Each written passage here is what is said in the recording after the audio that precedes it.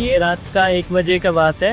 वो विशाल जो वो आई थी और रोते टाइम बोल रही थी कि भैया कॉल करना है घर से। सोनम कहीं ना कहीं इन्वॉल्व हो सकती है, ये हमारा मानना है। You can see she's the one of the prime case. वो अभी भी झूठ बोल रही है, पहले भी झूठ बोल रही थी।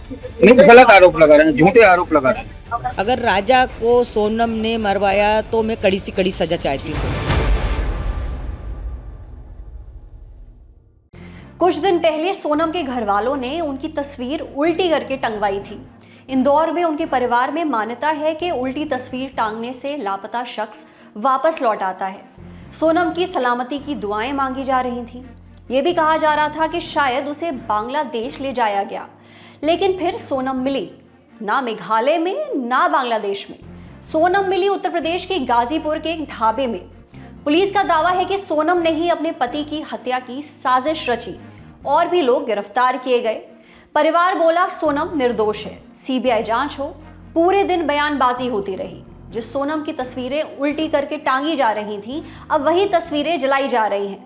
लेकिन इस बीच कुछ सवाल जस के तस बने हैं, जैसे राजा रघुवंशी की हत्या कैसे हुई, सोनम कहाँ थी और अब कैसे मिली, और सबसे बड़ा सवाल, सच कौन बोल रहा है, मेघालय पुलिस या सोनम का परिवार।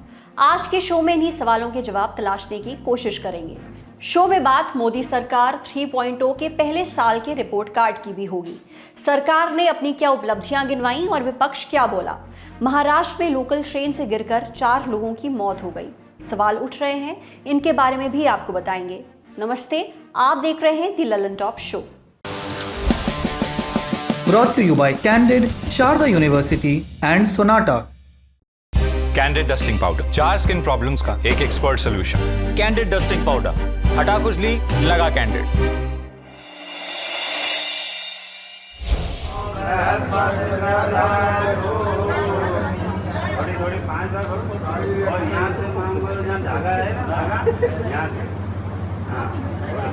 अभी जो आपने वीडियो देखे वो राजा रघुवंशी के हैं। 11 मई को उनकी शादी हुई थी। 9 दिन बाद पत्नी सोनम के साथ हनीमून पर निकले। इसके 3 दिन बाद दोनों के लापता होने की खबर आई और तब से ये मामला एक रहस्य बनकर रह गया है। इस दौरान राजा का शव मिला और सोनम लापता हो गई। उन्हें खोजने की भी कोशिश हुई। एक पखवाड़े तक कुछ पता नहीं चला। फिर सोनम की खबर आई 9 जून को। उत्तर प्रदेश के गाजीपुर से, शिलोंग से 1100 किलोमीटर दूर एक ढाबे पर सोनम मिली। मेघालय की सरकार और पुलिस ने केस सुलझाने का दावा किया। मेघालय के मुख्यमंत्री कॉनराड संगमा ने एक्स पर पोस्ट किया। महज 7 दिनों में मेघालय पुलिस को राजा मर्डर केस में बड़ी सफलता मिली। मध्य प्रदेश के रहने वाले 3 हमलावरों को गिरफ्तार किया गया है। एक महिला ने सरेंडर कर दिया है और एक अन्य हमलावर को पकड़ने की तलाश जारी है। शाबाश मेघालय पुलिस। इससे ज्यादा चौंकाने वाली बात कही मेघालय के डीजीपी इदाशिशा नोंगरांग ने। उन्होंने न्यूज एजेंसी पीटीआई को बताया, सोनम ने ही अपने पति की हत्या की सुपारी दी थी। इसके लिए उसने कुछ लोगों को हायर किया था। मेघालय पुलिस की तरफ से ये एकदम शुरुआती जानकारी थी, लेकिन समय बीतने के साथ और भी बयान आए, दावे किए गए। मसलन सोनम को गाजीपुर के जिस ढाबे पर पाया गया, वहां के संचालक साहिल यादव का बयान आया। कहा कि सोनम रात में करीब 1 बजे पहुंची थी। ये रात का 1 बजे का बात है। तो विशाल पे वो आई थी और रोते टाइम बोल रही थी कि भैया कॉल करना है घर से। उसके बाद हम अपना मोबाइल लिए वो घर पे कॉल की। उसके बाद हम बोले आप वहाँ पर जाके बैठ जाइए। पुलिस को कॉल किए, पुलिस आई। उसके बाद वो पीस लेके गई है। एक नई बात है। तो ये अकेले थे कि और लोग भी थे? नहीं, अकेले थी। Where the software engineer meets the gifted content writer. The world comes together at Sharda University. इन सबके बीच शुरू हुआ आरोप प्रत्यारोप का दौर। सोनम के पिता देवी सिंह बोले कि उनकी बेटी निर्दोष है। मेघालय सरकार और पुलिस पर सवाल उठाए। बिल्कुल सपोर्ट नहीं किया, 1% सपोर्ट नहीं किया। और वो कर रही, वो अभी भी झूठ बोल रही है, पहले भी झूठ बोल रही थी। वो पहले दिन से झूठ बोल रही है, तो आज तक झूठ बोल रही है। वो सीबीआई वाले जब तक उनसे पूछताछ नहीं करेंगे, वहां की पुलिस से, जब तक ये राज नहीं खुलेगा, क्योंकि उनके बचाव के लिए वो निराधार झूठ बोल रहे हैं। सीबीआई जांच होगी तो पहले नंबर पर पुलिस जेल जाएगी, पहले नंबर पर पुलिस वाले जेल जाएंगे, इस नंबर पर होटल वाले जाएंगे, फिर जो गुंडे मवाली हैं वहां के, जो होटल वाले इनके पले हुए, पुलिस वाले इनके पले हुए, वो लोग अंदर जाएंगे। अभी तक तो सोनम पे आरोप लगा रहे हैं, नहीं गलत आरोप लगा रहे हैं, झूठे आरोप लगा रहे हैं। उधर राजा की मां उमा रघुवंशी बोली कि सोनम ने राजा को मेघालय जाने के लिए मनाया और अगर वो दोषी है तो उसे सजा मिलनी चाहिए। ये सोनम ने बनाया होगा, आगे उसकी जगह देखी हुई भी होगी। अपन को ये भी नॉलेज नहीं, हमारे घर से कोई भी नहीं गया, ना परिवार से गया। मेरे बेटे को उधर का नॉलेज नहीं था, वो इधर जाता उत्तराखंड तरफ जाता है, भगवान के दर्शन करने जाता था। सोनम पे आरोप लगे हैं, मैं चाहती जो 3 लड़के पकड़ा है पहले तो उनसे कड़ी से पूछताछ होए, फिर इसके बाद सोनम से भी पूछताछ होए, उसके बाद में अपन सोनम का नाम ले सकते हैं। अगर राजा को सोनम ने मरवाया तो मैं कड़ी से कड़ी सजा चाहती हूँ। इसी बीच सोनम के भाई गोविंद का ऑडियो सामने आया। ऑडियो के मुताबिक गोविंद के कहने पर सोनम ने सरेंडर किया है, साथ ही उसने सोनम पर लगे आरोपों को गलत बताया। मैं सिर्फ इतना बोलना चाहता हूँ कि सोनम रघुवंशी का मुझे कॉल आया था रात को 1:30 बजे और मैंने उसको जो भी आसपास का लोकल थाना है वहाँ पे उनकी कस्टडी में दे दिया था और उसके बाद में मेरी बात हो गई थी लोकल थाने से और वो 3 बजे तक थाने पहुँच गए हैं। अब आगे की प्रोसेस मुझे मालूम नहीं है, मगर मैंने मेरा टिकट वगैरह करवा के और मैं यहाँ से निकल चुका हूँ शिलांग से और मैं 12:30 बजे गोरखपुर पहुँचूँगा और वहाँ से बाय कार मैं आगे के लिए निकलूँगा जहाँ भी सोनम जिस थाने में है वहाँ के लिए। और थाने की कस्टडी में हमने दिया गया है, मेरे थ्रू दिया गया है बयान और मैंने ही थाने पर फोन लगा के सोनम को कस्टडी में दिया है। आपने सोनम के भाई को सुना, अब राजा के भाई को भी सुनिए। एक नाम आएगा, उसे भी ध्यान से सुनिएगा। राज कुशवाहा का नाम जो आ रहा है इसमें, तो राज कुशवाहा जो अपना इसमें है, इसमें इन्वॉल्व है कभी तो इसमें सोनम कहीं ना कहीं इन्वॉल्व हो सकती है, ये हमारा मानना है। क्योंकि राज कुशवाहा जो है इन्हीं की एम्प्लॉयर है एक तरफ से। इसके लिए गोविंद और सोनम जो है ये फ़ोन पे बातचीत करते रहते हैं क्योंकि इनको एम्प्लॉयर है। अब कोई भी एम्प्लॉयर जो है फ़ोन लगाएगा कभी तो बातचीत करते रहता ही है। शादी हमारी जो है, इनकी जो रिश्ता है 4 महीने पहले हुआ था इनसे, शादी के पहले, और इसमें दोनों जने खुश थे, दोनों परिवार खुश था इसके अंदर और दोनों के परिवार के हिसाब से जो है शादी होना चाहिए। दोनों शादी परिवार के साथ धूमधाम से की गई थी हमारे हिसाब से। इसमें हमको कैसा कहीं लगा नहीं था सोनम ऐसा कुछ कर सकती है, वो करेगी। राज कुशवाहा का नाम आया। 21 साल का राज सोनम के यहाँ काम करता था। आज तक की एक रिपोर्ट के मुताबिक सोनम के पिता की इंदौर में एक प्लाईवुड फैक्ट्री है जहां राज कुशवाहा काम करता था। सोनम अक्सर फैक्ट्री के दफ्तर में आती थी और यहीं दोनों के बीच प्रेम हुआ। मेघालय पुलिस की तरफ से दावा किया जा रहा था कि सोनम और राज लव रिलेशनशिप में थे। ईस्ट खासी हिल के एसपी विवेक सयाम ने इस संबंध में एक प्रेस कॉन्फ्रेंस की। बोले कि राज कुशवाहा ही बाकी आरोपियों को हैंडल कर रहा था। Yes, it is a fact. Raj Kushwaha was not here, but he was handling the 3 assailants. Can we say that he's the mastermind? Like I said, he's the prime accused. Siam ने गिरफ्तार किए गए लोगों के बारे में विस्तार से जानकारी भी दी। पुलिस अधिकारी के मुताबिक सोनम रघुवंशी और राज कुशवाहा के अलावा 3 और आरोपी गिरफ्तार किए जा चुके हैं। 22 साल का विशाल सिंह चौहान इंदौर जिले से, 23 साल का आनंद सिंह कुर्मी सागर जिले से, 19 साल का आकाश राजपूत उत्तर प्रदेश के ललितपुर जिले से। मेघालय पुलिस का कहना है कि सभी आरोपियों को ट्रांजिट रिमांड पर मेघालय लाया जा रहा है। इस बीच कई और जरूरी जानकारियां सामने आई। राजा रघुवंशी की पोस्टमार्टम रिपोर्ट से पता चला है कि उनके सिर पर 2 बार वार किए गए थे। मीडिया में इस बीच सोनम के भी कुछ बयान चले जिसमें वो कह रही हैं कि मेघालय में उनके साथ लूटपाट हुई, उसे बेहोश कर दिया गया, उसके बाद से उसे कुछ भी याद नहीं। हालांकि हम इस बयान की पुष्टि नहीं कर रहे हैं। इधर कुछ सवाल अभी भी बाकी हैं।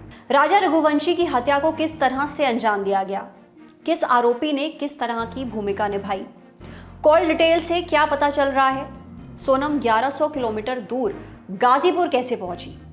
हमने इन सवालों के जवाब जानने की कोशिश की जानकारों से। कि 11 मई को शादी हुई और 11 मई से ही राजा रघुवंशी के कत्ल की प्लानिंग शुरू कर दी गई थी और ये किसी और ने नहीं बल्कि सोनम और उसके अपने बॉयफ्रेंड राज कुशवाहा ने रचनी शुरू की थी। राज सोनम के पिता की प्लाईवुड की फैक्ट्री में मैनेजर था जहां ये HR हेड के तौर पर काम करती थी और यहीं से ये प्लानिंग हुई कि शादी के बाद ऐसी जगह हनीमून पर चलो जो इंदौर से बहुत दूर हो, जहाँ से मौत की खबर भी बहुत देर से आए। और ये राज और सोनम का ही आइडिया था कि मेघालय चलते हैं क्योंकि वहाँ गहरी गहरी खाइयाँ हैं, लाश अगर कहीं पे कत्ल भी करके फेंकें तो शायद मिले नहीं, और अगर वाकई लाश न मिलती तो ये कहानी पता नहीं अभी कहाँ जाती। तो सोनम और राज कुशवाहा ने ही मिलकर सबसे पहले सुपारी किलर को ढूंढा और इत्तेफाक से 3 सुपारी किलर मिले जो राज कुशवाहा के ही दोस्त थे, जिनमें आकाश, विशाल और आनंद। इन तीनों को 50,000 रुपये और एक फ़ोन देकर 17 मई को ही इंदौर से सड़क के रास्ते और फिर ट्रेन के रास्ते मेघालय पहुंचने के लिए कहा गया। 18 मई को टिकट बुक कराई सोनम ने अपने लिए और राजा के लिए, और 18 मई को घर में पता चला, घर वाले चाहते नहीं थे लेकिन फिर भी दोनों को जाने दिया। ये 20 को फ्लाइट से पहुंचते हैं गुवाहाटी, 21 को पहुंचते हैं मेघालय। और जो एक नंबर दिया था राज कुशवाहा ने तीनों सुपारी किलर को, वो तीनों सुपारी किलर उसी मोबाइल के ज़रिए अब सोनम के कांटेक्ट में थे। राज कुशवाहा खुद नहीं गया था क्योंकि उसे मालूम था देर सवेरे ये बात अगर लीक हुई तो फिर उसकी मौजूदगी इंदौर में दिखे, और इसीलिए वो फ़ोन से ही कांटेक्ट में था सुपारी किलर के। अब वहाँ मौके की तलाश थी, जहाँ जहाँ जाते सोनम और राजा, सोनम उन सुपारी किलर को अपना लोकेशन भेजती और लगभग हर जगह पर उनकी मौजूदगी थी। आखिरकार 23 तारीख को मौका मिल गया एक गहरी खाई के करीब, और वहाँ इन तीनों सुपारी किलर ने मौका देखते ही, सोनम भी मौजूद थी लेकिन कुछ दूरी पर, वहाँ इन्होंने एक नया हथियार खरीदा था जो पेड़ काटने के लिए वहाँ के लोकल लोग यूज़ करते हैं, दाव जिसका नाम है। पहला वार आकाश ने किया था सर के पीछे, दूसरा वार उसने सर के आगे से मारा।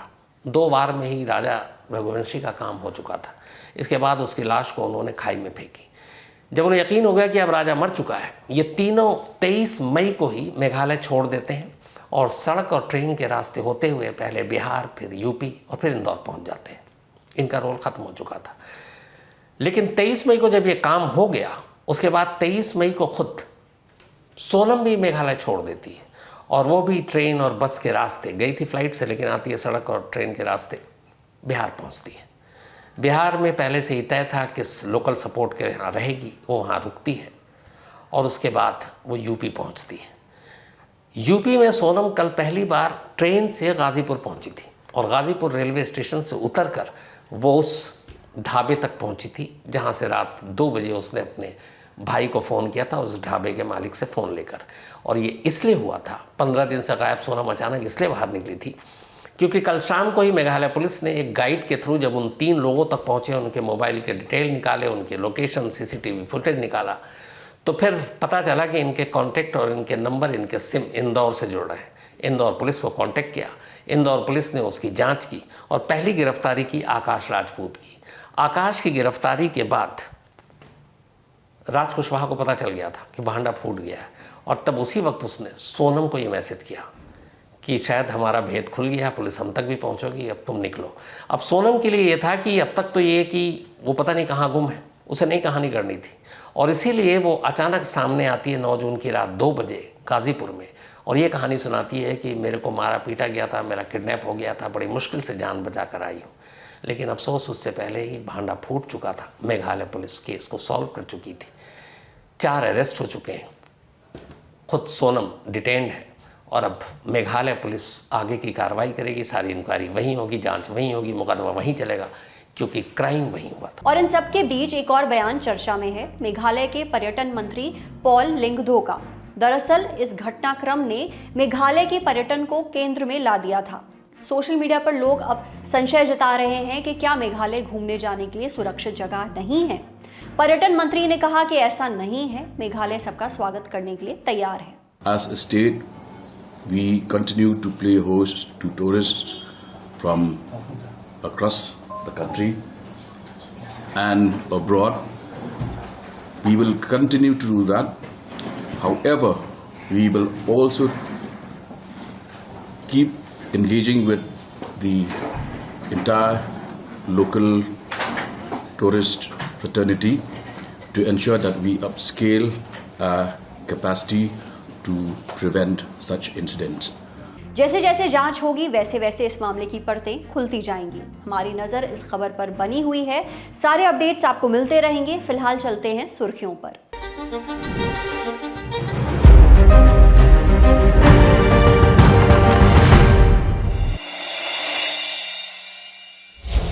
पहली सुर्खी महाराष्ट्र से। आज यानी 9 जून को मुंबई से सटे ठाणे में एक रेल हादसा हुआ। यहाँ के मुंब्रा में 4 लोगों की लोकल ट्रेन से गिरकर मौत हो गई। बता दें कि ट्रेन ठाणे से छत्रपति शिवाजी टर्मिनस स्टेशन की तरफ जा रही थी। घड़ी में सुबह 9:20 का वक्त हो रहा था। लोग अपने काम धंधों की ओर जा रहे थे, लिहाजा भीड़ बहुत ज़्यादा थी। लोग लटक कर यात्रा कर रहे थे। इसी दौरान अंदर की तरफ से एक धक्का आया। कुल 13 यात्री ट्रैक पर गिर गए। 4 में से 3 मृतकों की पहचान केतन दिलीप सरोज, राहुल संतोष गुप्ता और मयूर शाह के रूप में हुई है, जबकि एक शव की पहचान अब तक नहीं हो सकी। कसारा बाउंड के गार्ड ने जो इन्फॉर्मेशन दी, उसने ये केवल हमें इन्फॉर्मेशन दी थी, नारायण दास लोकल जिसे बोलते हैं हम लोग, उसने केवल इतनी इन्फॉर्मेशन हमें दी थी कि 6 यात्री जो है, उसने जब इन्फॉर्मेशन दी थी 6 यात्री ट्रैक के बाजू में गिरे हुए हैं, डाउन थ्रू ट्रैक के बाजू में गिरे हुए हैं। ये जानकारी गार्ड ने अपने को पहली बार दी थी, लेकिन उसके बाद में जब वहाँ पे एम्बुलेंसेस हम लोगों ने पहुंचाई थी, उसके बाद में ये पता चला कि वहाँ पे लगभग 8 यात्री जो है वो इंजर्ड थे। उन यात्रियों को कड़वा के हॉस्पिटल में पहुंचाया गया है। वहीं इस हादसे के बाद राजनीति शुरू हुई। दुर्भाग्यपूर्ण है लेकिन नया नहीं है। पिछले कई सालों में आप देख रहे हो बहुत सारे हादसे ऐसे ही रेलवे के साथ होते हैं, लेकिन जिम्मेदारी कोई लेता नहीं है। रेल मंत्री है कि रेल मंत्री ये पता नहीं है। सिर्फ इनॉग्रेशन करो, अलग अलग आवाज में कोई कॉमिक भाषण दे दो, लेकिन जो असली मसले हैं रेलवे के, जो मुद्दे हैं, उसी पे उनका ध्यान नहीं है। ये दुर्भाग्यपूर्ण है। इस बीच रेलवे की तरफ से एक और बयान आया। बताया गया कि लोकल ट्रेन्स के सभी डिब्बों में ऑटोमेटिक गेट्स लगाने की तैयारी चल रही है। इन सब के मद्देनजर और इस प्रकार की घटनाओं को रोकने के लिए रेलवे ने फैसला लिया है कि भविष्य में जितने भी निर्माणाधीन रेक है मुंबई सबअर्बन के लिए, उन सब में ऑटोमेटिक डोर क्लोजर की फैसिलिटी उपलब्ध कराई जाए। इसके अलावा जो रेक अभी लोगों की सेवा में हैं, जो सर्विस प्रदान कर रहे हैं, उन रेकों में भी हम इस संभावना को तलाश रहे हैं कि क्या डोर क्लोजर फैसिलिटी लगाई जा सकती है, और उसके बाद फेज्ड मैनर में इन सभी रेक में भी हम लोग ऑटोमेटिक डोर क्लोजर की सुविधा उपलब्ध कराएंगे। इस खबर पर हमारी नजर बनी रहेगी। फिलहाल चलते हैं अगली खबर की ओर। अगली सुर्खी छत्तीसगढ़ से। बस्तर संभाग के सुकमा जिले में एक पुलिस अधिकारी आकाश राव गिरिपुंजे की आईईडी धमाके में जान चली गई। वहीं कई अन्य पुलिसकर्मी घायल हो गए। रिपोर्ट्स के मुताबिक एएसपी आकाश राव कोंटा संभाग में पोस्टेड थे। एक सड़क के पास पेट्रोलिंग कर रहे थे। इसी दौरान उन्होंने गलती से आईईडी पर पैर रख दिया। आईईडी जिसे प्लांट करने का शक माओवादियों पर है। विगत समय में जिस तरीके से सीपी मोदी संगठन को काफी बड़ी नुकसान हुआ, उसी कारण से उनके संगठन और कैडर्स काफी बौखलाहट में है और बिल्कुल दिशाहीन और नेतृत्वहीन हो चुकी है। वर्तमान की परिस्थिति में मोदी संगठन द्वारा आमने सामने की लड़ाई की स्थिति में नहीं है, इसलिए एक साजिश के तहत आईडी ब्लास्ट और अन्य घटनाक्रमों के माध्यम से हमारा जांबाज जवानों, वीर योद्धों और निर्दोष आदिवासी ग्रामीणों को क्षति पहुंचाने के लिए एक साजिश के तहत काम कर रहा है। दरअसल माओवादियों ने 10 जून को भारत बंद बुलाया है। इसी को देखते हुए पेट्रोलिंग अभियान चलाए जा रहे थे। इन्हीं में से एक का नेतृत्व आकाश राव कर रहे थे। धमाके के तुरंत बाद आकाश और उनके साथियों को अस्पताल में भर्ती कराया गया, लेकिन आकाश को बचाया नहीं जा सका। बता दें कि छत्तीसगढ़ में इस साल अब तक 18 सुरक्षा बलों और पुलिस कर्मियों की मौत हो चुकी है। यह आंकड़ा माओवादी गतिविधियों से संबंधित है। वहीं कुल 209 माओवादी मार गिराए जा चुके हैं। इनमें से 192 बस्तर क्षेत्र में मारे गए हैं। केंद्र की नरेंद्र मोदी सरकार ने अपने तीसरे कार्यकाल का पहला वर्ष आज यानी 9 जून को पूरा कर लिया। मतलब नरेंद्र मोदी के प्रधानमंत्री बनने के बाद से उनके नेतृत्व वाली एनडीए सरकारों ने कुल 11 वर्ष पूरे कर लिए। इस दौरान बीजेपी के राष्ट्रीय अध्यक्ष और केंद्रीय स्वास्थ्य मंत्री जेपी नड्डा मीडिया से मुखातिब हुए। उन्होंने एनडीए सरकार की उपलब्धियां गिनवाई और ये कहा, पुलवामा की घटना घटी तो आप शब्द याद कीजिए, प्रधानमंत्री ने कहा था कि तुमने बहुत बड़ी गलती कर दी है, इसका खमियाजा तुमको भुगतना पड़ेगा। और उसके बाद बालाकोट का एयर स्ट्राइक हुआ। इस बार बिहार में पटना में, सिवान था शायद, मधुबनी में उन्होंने क्या कहा? उन्होंने कहा कि तुम्हें कल्पना से भी बाहर जवाब दिया जाएगा। और आपको मालूम है कि उनके ठिकाने, टेररिस्टों के ठिकाने और उनके एयरबेस सारे के सारे ध्वस्त कर दिए गए बियॉन्ड उनकी कल्पना से। तो और ये न्यू नॉर्मल बन गया है। This is the new normal. प्रधानमंत्री जी ने इस कन्फ्रंट करते हुए सामने से कहा है, एक स्पष्ट रूप में कहा है कि कोई भी टेररिस्ट घटना को एक्ट ऑफ वॉर समझा जाएगा। एनडीए के दूसरे नेताओं ने पिछले 1 साल की उपलब्धियां गिनवाई। मसलन ऑपरेशन सिंदूर, तेजी से बढ़ती अर्थव्यवस्था, भारत और यूके के बीच ट्रेड एग्रीमेंट, नया क्रिमिनल कोड, वाधवान पोर्ट और चिनाब ब्रिज जैसे इंफ्रास्ट्रक्चर प्रोजेक्ट, G7 सम्मेलन में आमंत्रण, वैश्विक स्टेज पर बढ़ता भारत का महत्व। हालांकि विपक्ष ने कहा कि ये सब बस छलावा है, मोदी सरकार नो डेटा सरकार है। एक हिंदी में कहावत है, 1 पे 1 11, और दूसरी कहावत है 9 2 11। जो उत्तर प्रदेश की जनता, मैं सवाल 11 साल का नहीं कर रहा हूँ, ये 11 साल आपके लिए हो सकते हैं, लेकिन अगर दिल्ली की सरकार के 11 साल और उत्तर प्रदेश की सरकार के लगभग 9 साल, इन दोनों को जोड़ दें तो 20 साल का लेखा जोखा सरकार को देना पड़ेगा जनता के बीच में क्या किया है। दिन की बाकी सुर्खियों के लिए चलते हैं न्यूज रूम। बेंगलुरु भगदड़ मामले में आरसीबी, केएससीए और इवेंट मैनेजमेंट फर्म डीएनए के खिलाफ एफआईआर हुई थी और कुछ गिरफ्तारियां भी हुई। इनमें से एक प्रमुख नाम आरसीबी के मार्केटिंग हेड निखिल सोसाले का है। सुनवाई कर्नाटक हाईकोर्ट में चल रही है, जहां निखिल सोसाले की तरफ से कहा गया कि उनकी गिरफ्तारी सीएम सिद्धारमैया के ऑर्डर पर हुई है और ये गिरफ्तारी बेंगलुरु की सेंट्रल क्राइम ब्रांच ब्यूरो ने की, जबकि क्राइम ब्रांच तो इस केस की जांच भी नहीं कर रही है। इस पर हाईकोर्ट ने राज्य सरकार से पूछा क्या सीएम का आदेश गलत था, और इसी तरह की कुछ बातें डीएनए ने भी कही कि कहा कि चीफ मिनिस्टर ने खुद लोगों को इनवाइट किया था, इसमें फर्म का कोई रोल नहीं है। तो राज्य सरकार की पैरवी कर रहे एडवोकेट जनरल बोले कि सोशल मीडिया पर बार बार पोस्ट की गई, इसकी वजह से भीड़ इकट्ठा हुई। कोर्ट ने कहा कि वो हर पक्ष की दलीलों पर विचार करेगा और सुनवाई अगले दिन यानी 10 जून की सुबह 10:30 बजे तक स्थगित कर दी। आज का ललन टॉप शो यहीं तक। अपना और अपनों का ख्याल रखिए, देखते रहिए ललन टॉप। शुक्रिया।